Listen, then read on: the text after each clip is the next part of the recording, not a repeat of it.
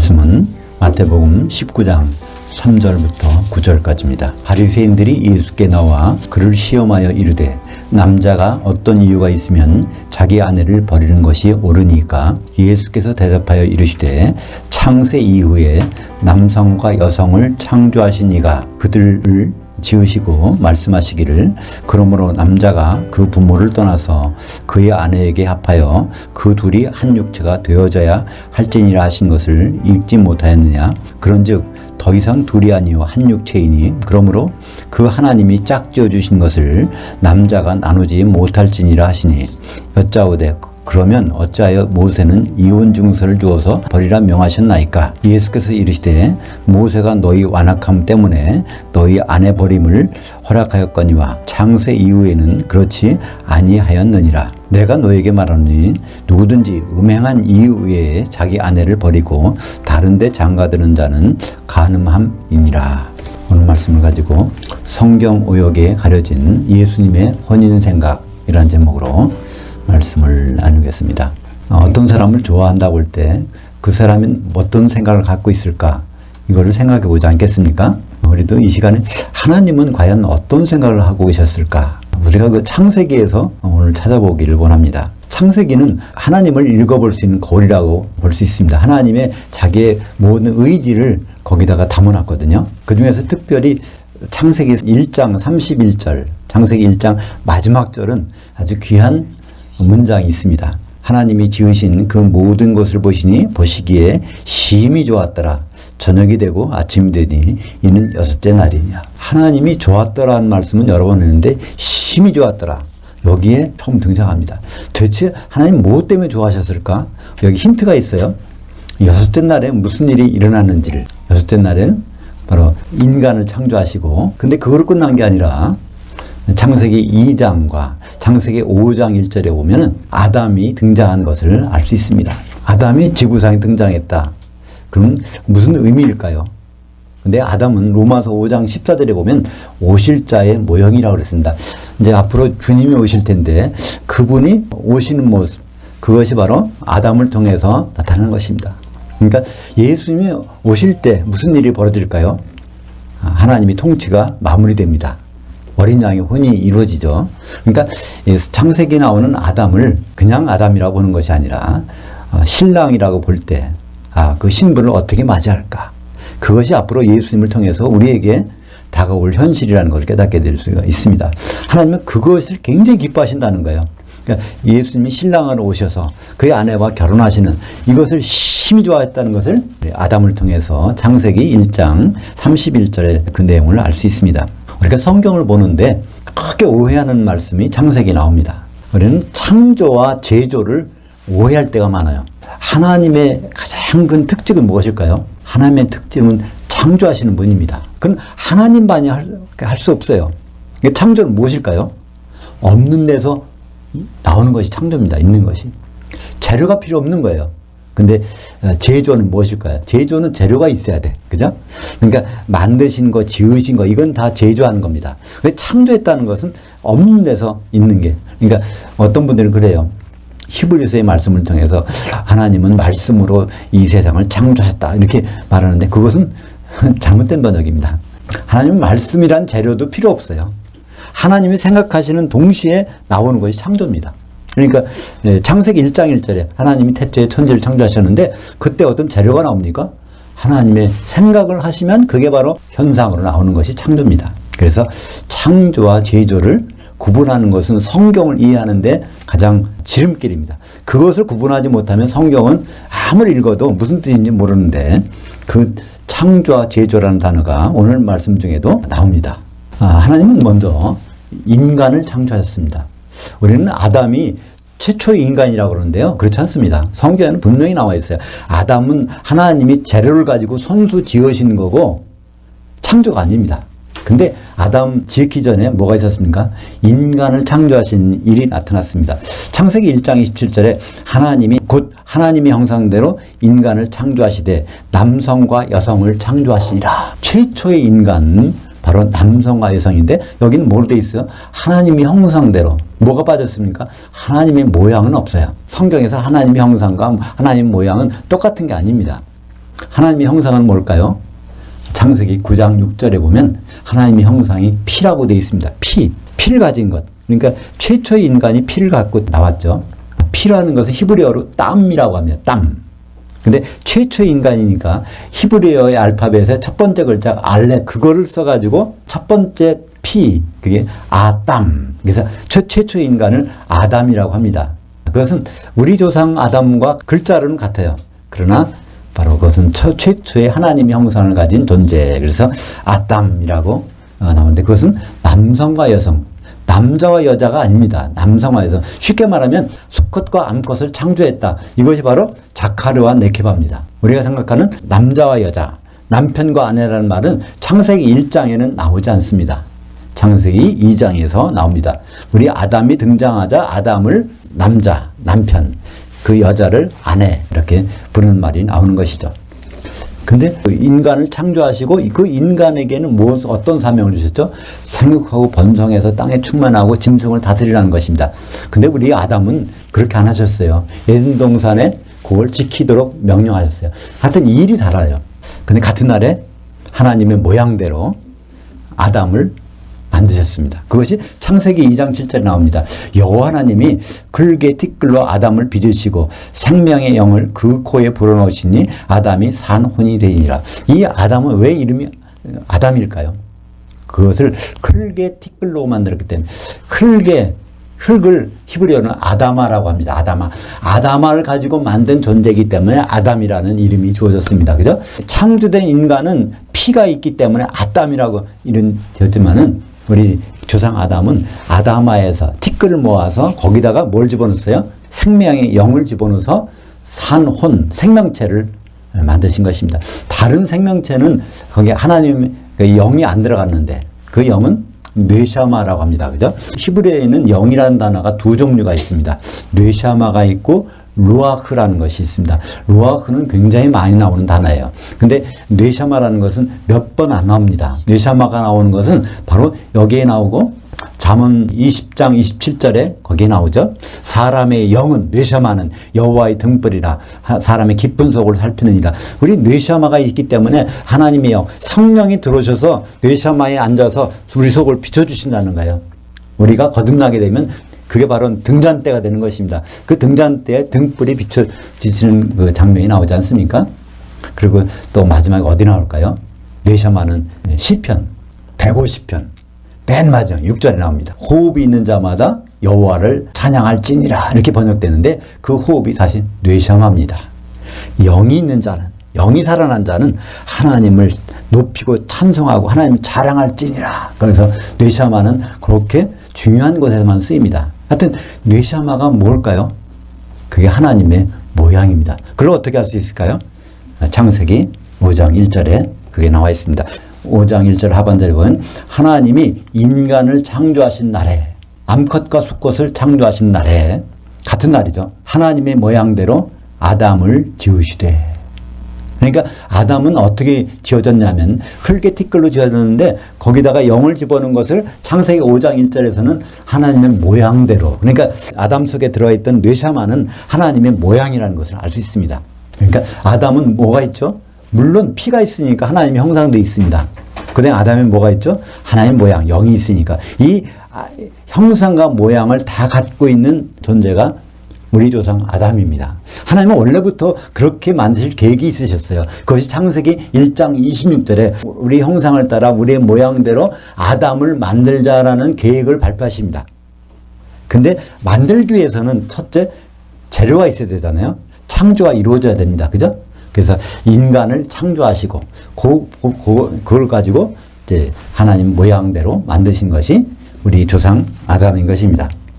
그래서 이걸 구분하기 위해서는 창조와 제조를 구분하면 간단히 쉽게 나옵니다. 그래서 우리 아담은 한 번도 창조하셨다는 말씀 안 하셨어요. 우리 조상 아담은. 그런데 인간, 암수로 된 것은 반드시 창조하셨다고 말씀하셨습니다. 재료가 없이 하나님 생각 속에 나타났다는 것입니다. 그것이 바로 오늘 마태복음 19장 4절에 그것이 나옵니다. 근데 이 마태복음 19장 4절이 오늘 제목처럼 성경 오역에 가려진, 그러니까 성경 오역, 오역이 아주 심하게 된 거예요. 그대로 읽어볼까요? 마태복음 19장 4절. 예수께서 대답하여 가라사대 사람을 지으신 이가 본래 그들을 남자와 여자로 지으시고, 이렇게 번역해 버렸어요. 이게 여기 창조라는 말도 없고 제조라는 말도 구분을 못하게, 또 아담인지 최초의 인간인지를 구분이 안 돼요. 그런데 이것을 원문에 있는데 헬라어로 된 것을 번역을 해보면, 예수께서 대답하여 이르시되 창세 이후에, 몇 번째는 여섯째 날이라는 얘기죠. 창세 이후에 남성과 여성을 창조하신 이가, 이렇게 돼 있어요.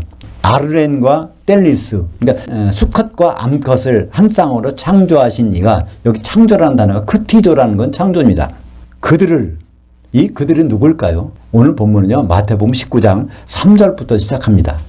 그러니까 남편이 아내를 버리는 일에 대해서 물어보니까 남자와 그의 아내, 그들을 받아서 말하는 것이 마태복음 19장 4절에 그들을 지으시고, 여기서 지었다는 것은 알 수 있죠. 창조가 아닙니다.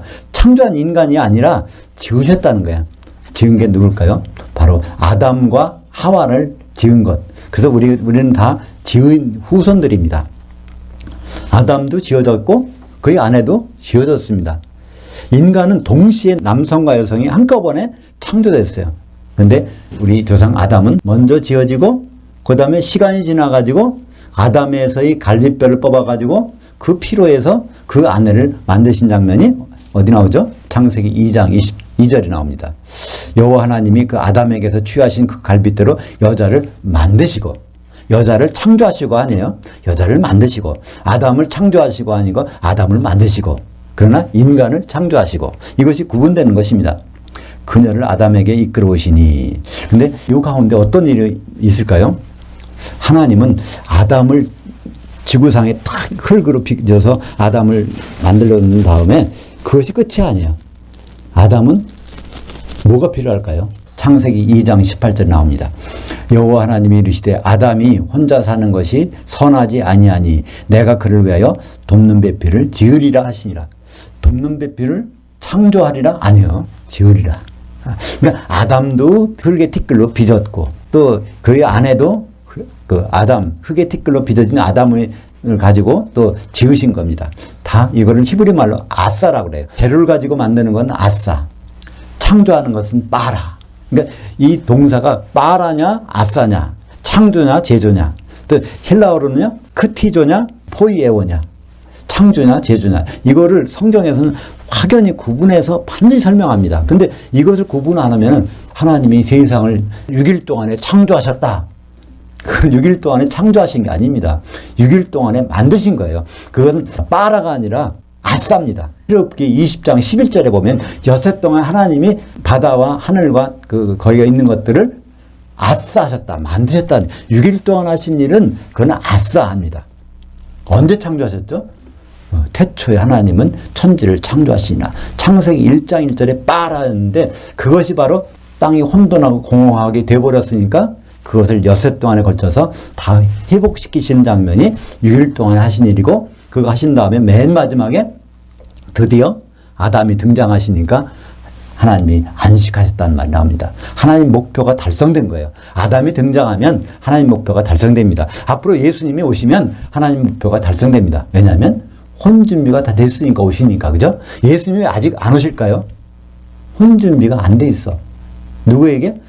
예수님께 남편에게는 혼 준비가 다 되셨어요. 누구에게 안 됐냐면 우리들이 한 신부가 돼야 되는데 다 여러 뿔뿔이 흩어진 여러 명이 돼 있으니까 성령의 기름을 준비해서 하나가 되는 순간까지 예수님은 오실 수가 없는 것입니다.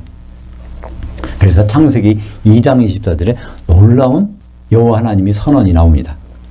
이러므로 남자가 부모를 떠나서 그의 아내와 합해서 둘이 한 육체를 이룰지로다. 여기에 처음으로 여기 이 부분에 남자라는 단어가 납니다. 창세기 1장의 단어는요 수컷이라는 단어예요. 자카르. 여기에 밀어서 남자 이쉬라는 말이 나오고요. 그의 아내를 이샤. 그냥 여자가 아니라 그 아내라는 뜻입니다. 근데 이 문장이요 특별한 문장입니다. 히브리어에서 의지 미래가 있는데 그 의지가 아주 강력한 것을 표현할 때는 바브란 접속사의 다음에 완료형을 씁니다. 완료라는 건 이미 끝난 일이에요. 근데 바브 접속사에다가 완료형을 쓰면요 이건 앞으로 반드시 할 일을 이렇게 말합니다.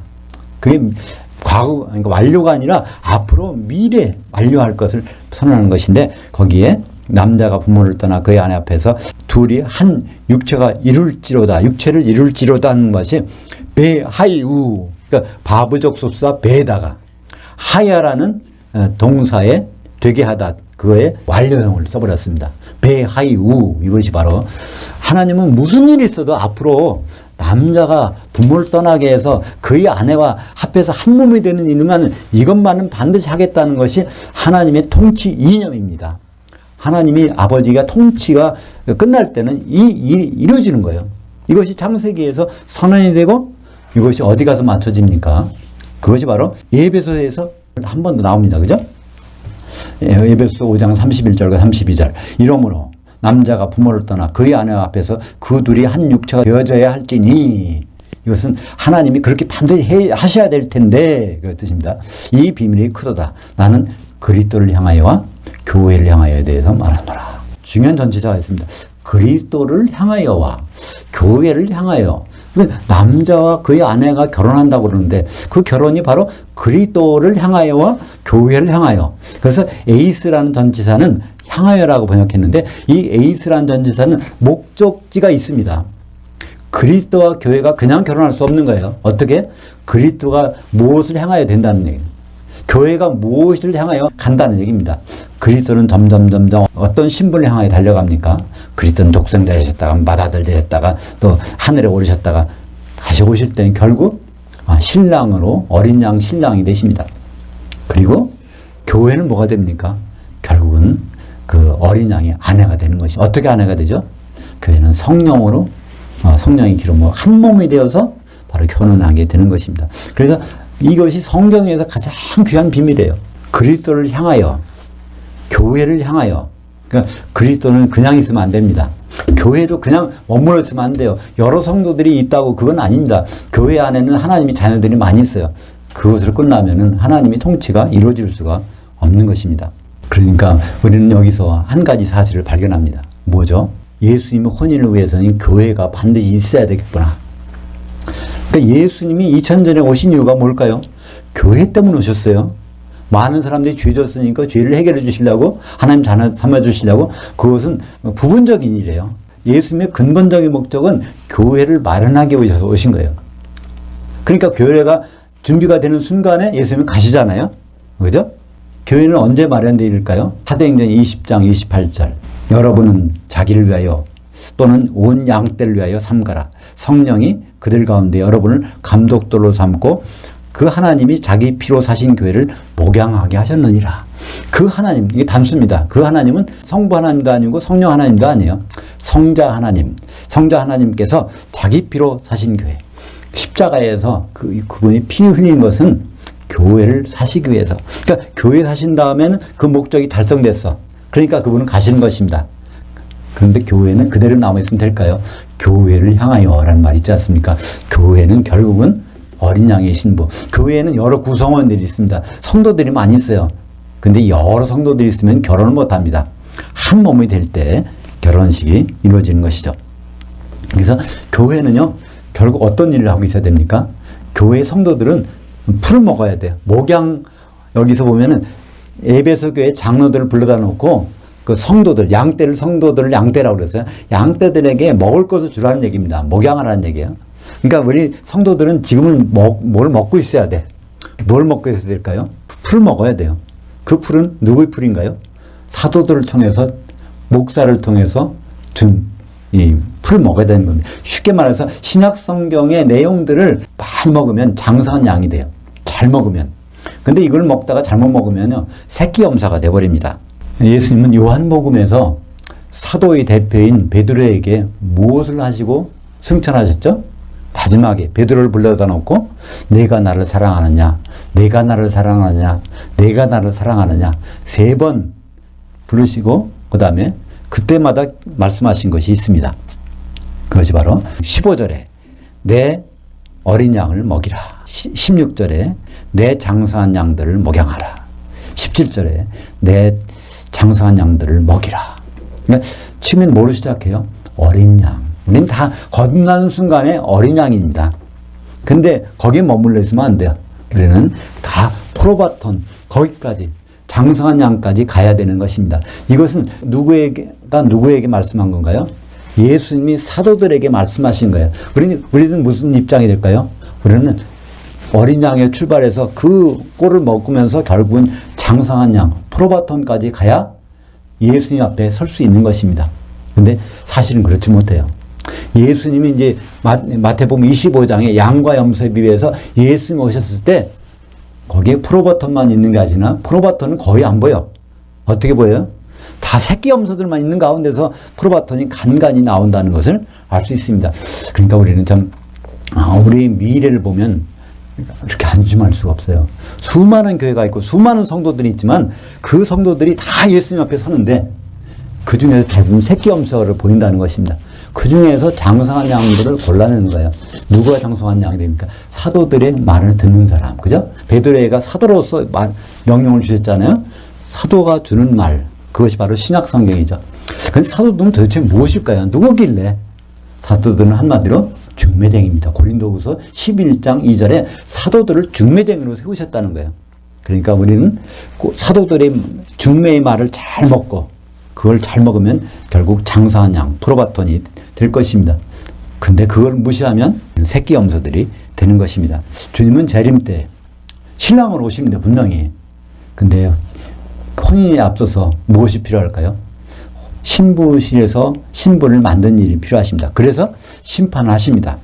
마태복음 25장 31절에서 33절까지 인자가 자기 영광으로 모든 천사들과 함께 올 때 자기 영광의 보좌에 앉으리니 모든 민족을 그 앞에 모으고, 이 모든 민족이라는 전 세계 모든 인들이 바로 사도들의 말을 듣고 기독교인이 된 사람들입니다.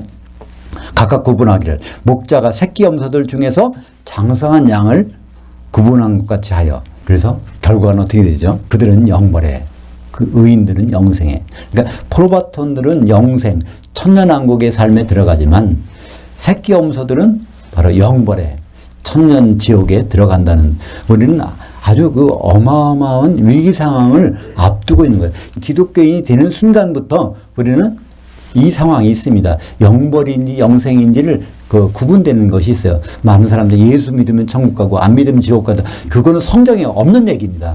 지어서 만든 얘기예요. 그건 심지어 악한 영이, 사탄이 그렇게 시키는지도 모르겠어요. 그건 거짓말이니까. 분명한 것은 영벌이냐 영생이냐, 그것은 뭐에 따라 달라진다고요? 양과 염소의 심판에서 갈라지는 것이 나옵니다.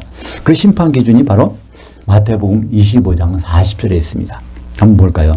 그 왕이 대답하여 이르시되 내가 진실로 너희에게 이르노니 너희가 여기 내 형제들 중에 지극히 작은 자 하나에게 한 것이 곧 내게 한 것이니라 하시고.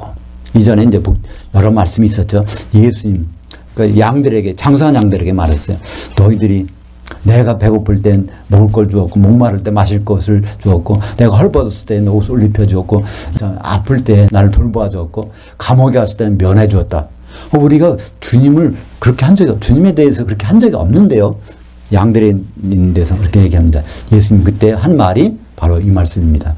너희가 여기 있는 내 형제들에게 한 것이 바로, 그 중에서 지극히 작은 자 하나에게 한 것이 바로 내게 한 것이니라 그랬습니다. 예수님 만나면 잘해드리고 싶다 그런 생각이 있죠? 아니요. 지금 잘해드려야 됩니다. 예수님을 잘 대답해야 돼요. 근데 예수님은 어떻게 대답할까요? 여기 있는 내 형제, 여기 있는 내 형제, 주님이 오셔서 영광의 보좌에 앉을 때 여기 있는 내 형제, 그것은 바로 12사도입니다. 그것을 어떻게 알 수 있죠? 바로 마태복음 19장 28절에 내가 진실로 너에게 이르노니 세상이 새롭게 되어 인자가 자기 영광의 보좌에 앉을 때 나를 따른 너희도 12보좌에 앉아 이스라엘 12지파를 심판하리라. 바로 나를 따른 너희 12보좌, 그러니까 12사도들이 영광의 보좌, 여기 있는 내 형제들이라는 것입니다. 그것도 형제들의 지극히 작은 자, 그러니까 신약 성경의 아주 공부한 부분까지도 다 보는 사람이 바로 예수님을 잘 대접하는 자고, 이것을 대충대충 보거나 아예 안 보는 자, 그건 새끼 염소들이라는 것입니다. 그건 예수님의 판단 기준이에요. 우리는 분명히 장성한 양인지 새끼 염소인지, 거기서 어린 양으로 우리는 쓰지 못합니다.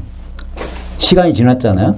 그 반드시 두 가지가 있는데, 마태복음 25장에 나오는 거기는 그냥 염소가 아닙니다. 에립히온이라고 돼 있어요. 에립히온, 새끼 염소.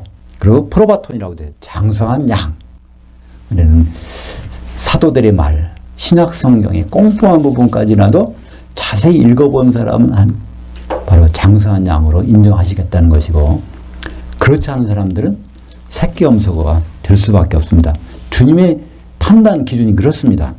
그래서 유다서 1장 17절에 보면 사랑하는 자들아 너희는 우리 주 예수 그리스도의 사도들이 미리 한 말들을 기억하도록 하라 말씀입니다. 기억하도록 하라. 이거 미리 한 말, 신약 성경을 기억하려면은 어떻게 대충 보면 안 되잖아요. 가끔가다 한 달에 한 번 정도 보면 기억이 나나요? 저도 기억이 안 나요. 그죠? 적어도 일주일에 한 번 정도는 봐야 되지 않을까요?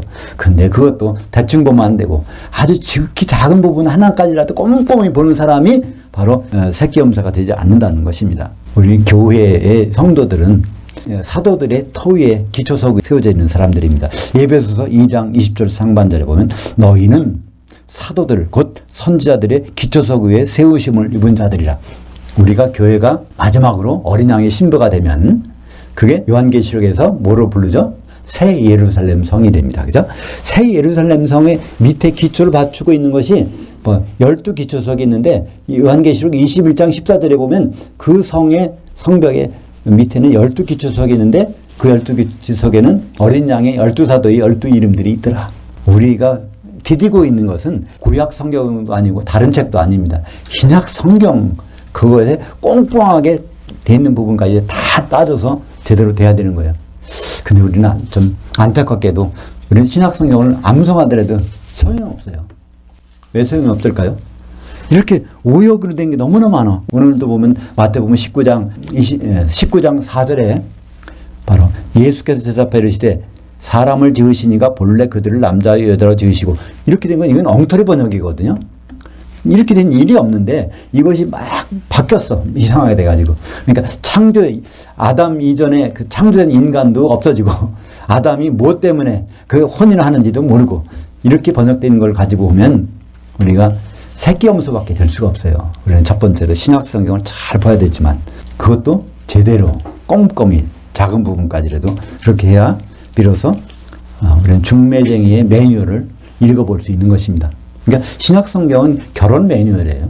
결혼 매뉴얼을 제대로 안 보면요, 그게 결혼이 성사될 수가 없는 거죠. 근데 예수님은 다행히도 한 가지 말씀하셨습니다. 오늘 마태복음 19장 9절에 보면 내가 너희에게 말하느냐 누구든지 음행한 이후에 자기 아내를 버리고 다른 데 장가드는 자는 간음함이니라.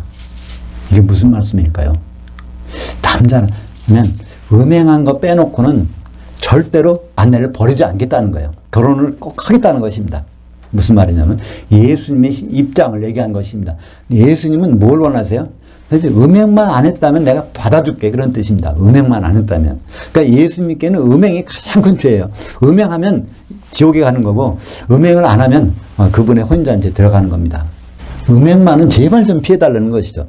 근데 우리는 이것을 각 개인적으로 음행한 거, 육체적으로 음행한 거, 이걸 생각하니까 여기에서 발전하지 못합니다. 더 이상 생각을 못하는 거죠. 그 음행은 어떻게 가를까요? 고린도후서 5장 10절.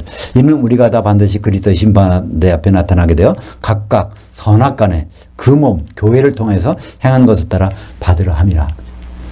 교회가 뭔지를 알고 가는 것. 그렇지 않으면 다 음행입니다. 그러니까 교회가 결혼 준비하는 데 하는 것이 하나님께 선한 일이에요. 그죠?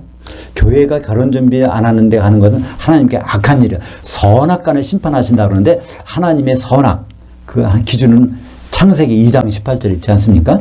다시 한번 볼까요? 여호와 하나님이 이르시되 아담이 혼자 사는 것이 선하지 아니하니. 그러니까 하나님께 선하지 않은 것, 하나님께 악한 것은 아담이 혼자 있도록 하는 거예요. 근데 하나님께 선한 것은 아담이 결혼하는 것. 그러니까 교회가 신부로 준비되는 것이 하나님께 선한 일이고, 그 신부로 준비되지 않는 것이 바로 음행인 것입니다. 교회가 세상을 사랑하고 세상으로 간다면 이거 음행입니다. 다른 게 음행이 아니에요. 성경에서 음행의 대명사로 나타난 것이 무엇일까요? 음행의 최고 거장, 거두. 그것이 바로 요한계시록에 나오는 큰 음녀, 큰 성 바벨론입니다. 그것이 다 여성이에요. 큰 음녀. 그것은 교회를 말하고요. 교회에 있는 성도들을 말합니다. 그런 생각을 가지고 있는 교회를 이루고 있는 성도들이 다 하나님 보시기에는 큰 음녀고 큰 성 바벨론인 것입니다. 큰 성 바벨론, 큰 음녀의 특징이 무엇일까요? 요한계시록 18장 7절 하반절, 그녀가 마음에 말하기를 나는 여왕으로 앉은 자요 과부가 아니라 결단코 애통함을 당하지 아니하리라 하니. 우리는 복잡하지 않아요. 괜히 단순합니다. 음녀, 음행이 무슨 짓 하는 것이냐 하는 것이 바로 과부가 아니다. 예수님이 남편이 아니야. 예수님과 결혼할 생각이 없어. 그렇게 하는 교회나 성도들, 그것을 바로 예수님 보시기에 음행 중에 음행인 큰 음녀고 큰 성 바벨론이라는 것입니다. 그들은 반드시 심판하시겠다는 것입니다. 그것이 바로 요한계시록 18장 21절에 나옵니다. 예, 한 힘센 천사가 큰 맷돌 같은 돌을 들어 그 바다, 그것이 불섞인 유리 바다, 지옥이죠. 그 바다 속으로 던져 이르되 큰 성 바벨론이 이같이 비참하게 던져져 결코 다시 보이지 아니하리로다. 이게 바로 큰 성 바벨론이 새끼 염소들의 무리입니다. 장사한 양이 못 되면 바로 그 불섞인 유리 바다 속에 던져진다는 것 말씀하고 있습니다. 사랑하는 여러분, 예수 믿고 구원받아서 하나님 자녀로 살아가는 것, 이것이 하나님의 최종 목적이 아닙니다. 이것이 최종 목적이라면 예수님이 왜 안 오시겠어요? 예수님은 오셔야 되는데 한 신부, 한 몸이 준비될 때까지 못 오십니다. 우리는 예수님을 어떻게 만납니까? 우리가 예수님이 재림 공중에 오실 때 우리가 예수님 만나는 장면이 상세하게 설명되어 있는 데가 있어요. 요한계시록 1장 10절부터 13절까지. 거기 보면 인자가 공중에, 셋째 하늘에서 공중으로 오셔. 근데 우리들은 각자 만나는 것이 아니라 7교회 한가운데 이렇게 모여서 예수님을 만납니다. 우리가 아직은 신부가 안 됐기 때문에 교회를 만나시는 거예요. 그 교회를 만나서 그 인자가 가운데 계셔서 뭐로 계십니까? 제사장 옷을 입고 눈은 불꽃 같고 심판하시는 것입니다. 누가 새끼 염소인지 누가 장사한 양인지 거기서 심판하시겠다는 거예요. 바로 우리는 교회에 소속돼서 주님을 만나게 됩니다. 어떤 교회인지는 거기 가서 7개 교회 중에 우리 신부는 나올 거예요. 우리가 각 교회에 소속됐지만 이 세상에서는 각각 흩어져서 이제 지상교회에서 모여서 신앙생활을 합니다. 그러나 우리의 꿈은 무엇입니까? 그분을 남편으로 만나는 것입니다. 과부가 아니라 하는 생각을 가진 사람은 큰 성 바벨론도 공중에까지 간 거예요. 거기서 만나서 심판받으니까. 그래서 지옥으로 떨어지는 것입니다. 마태복음 25장 10절로 돌아가서 신랑이 오므로 신부했던 자들은 함께 혼잔치 만찬에 들어가고 문은 닫힌지라. 기독교에는 반드시 주님 앞에 섭니다. 근데 만찬에 들어가는 장사한 양이 있는가 하면 거기서 쫓겨나서 이를 갈고 있는 새끼 염소들도 있는 것입니다. 아니, 흑백 논리예요. 어중간하는 사람 없어요. 염소나 양 그거 흑백 논리입니다. 새끼 염소냐 장사한 양이냐, 주님 앞에서는 두 가지 신분밖에 없습니다. 주님은 다른 건 다 용납하셔도 우리가 여러 가지 많은 죄를 짓잖아요. 달마다 우리가 기억 못하는 죄도 많죠. 그러나 그러니까 죄라고 하는 것이 하나님의 생각에서 벗어난 건 죄니까 우리는 수많은 죄를 져요. 그러나 하나님이 한 가지를만 하면, 그것만 안 하면은 용서하시겠다는 겁니다. 주님은 음행을 용서하지 않으십니다. 음행이란 교회가 과부임을 부인하는 것입니다. 만약에 교회가, 거기 성도들이 과부임을 신뢰한다면 뭘 하겠어요? 과부는 남편이 없는 사람입니다. 남편을 기다리는 사람입니다. 남편을 기다릴 때 그분이 올 때까지 뭘 준비할까요? 성령의 기름을 준비하는 것은, 우리들이 과부라는 걸 신뢰하는 자는 반드시 준비하는 게 있어요. 그분을 만나기 위해서는 성령의 기름이 준비돼야 되니까. 기름을 준비하지 않고 있다면 그것은 나는 과부가 아니다, 그것을 선언하는 자랑 마찬가지입니다. 우리가 교회가 과부를 인정하는 교회가 얼마나 될까요? 성령 충만, 성령에 잠겨 있지 않는 이유는 과부를 인정하지 않기 때문입니다. 과부를 인정하는 순간에 우리는 주님 만나기 위해서 성령의 충만함을 받기 원할 것입니다. 우리는 거듭남으로 다 같이 어린 양에서 출발했지만, 베드로에게 내 어린 양을 먹이라 할 때 그 어린 양이지만 그거로 끝나는 것이 아니라 내 장성한 양을 치고 장성한 양을 먹이는 그때까지, 프로바토니 단계까지 가야 되는 것입니다. 우리가 염소로 발견되는 순간 그 너무나 끔찍하지 않아요? 참. 상상할 수 있는 그 이상입니다. 1000년 동안 지옥에서 불섞인 율바다에서 지낸다는 것은 정말 상상 이상입니다. 그것도 기독교인들이. 우리는 이 시간에 한번 생각해 볼 필요가 있습니다. 우리가 예수님의 사도들을 얼마나 끔찍하게 대접하고 있는지.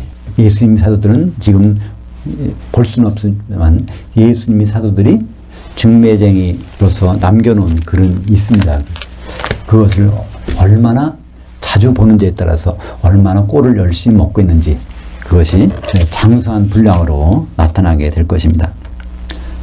마지막으로 다시 한번 마태복음 25장 40절을 읽으시며 묵상하시겠습니다. 마태복음 25장 40절 너희가 여기 내 형제들 중에 지극히 작은 자 하나에게 한 것이 곧 내게 한 것이니라. 예수님은 그 혼인을 앞두고 이것만큼은 반드시 해달라는 것입니다. 이것을 한다면 그게 음행하지 않는 것이고 이것을 안 한다면 이게 음행하는 것입니다. 혼인 매뉴얼인 신약 성경을 날마다 꼼꼼히 숙지하고 생각하고 있다면 이것은 우리가 장수한 양이 되어가고 있다는 증거입니다. 근데 그렇지 않다면 우리는 새끼 염소가 될지도 모릅니다. 우리는 그 운명을 알고 있기 때문에 미리 이 세상 삶을 마감하기 전에 우리는 결정을 해야 되고 그 길을 가야 될 것입니다. 기도하겠습니다. 하나님 아버지 감사합니다. 우리는 하나님께 주신 성경을 가지고 있습니다. 그 귀한 말씀을 우리에게 주심을 감사합니다. 사도들의 말씀 중에 여러 부분들이 이해하기 힘든 부분도 있고 오역된 부분도 있지만 우리는 그것을 꼼꼼히 다 따져볼 때 예수님을 대우하는 것으로 여기시겠다고 말씀하셨사오니 우리가 새끼 염소로 가고 있는지 장성한 양으로 가고 있는지를 판단하고 결정해서 지금부터 주님을 만날 준비를 할 수 있도록 인도하여 주시옵소서. 예수님 이름으로 기도합니다. 아멘.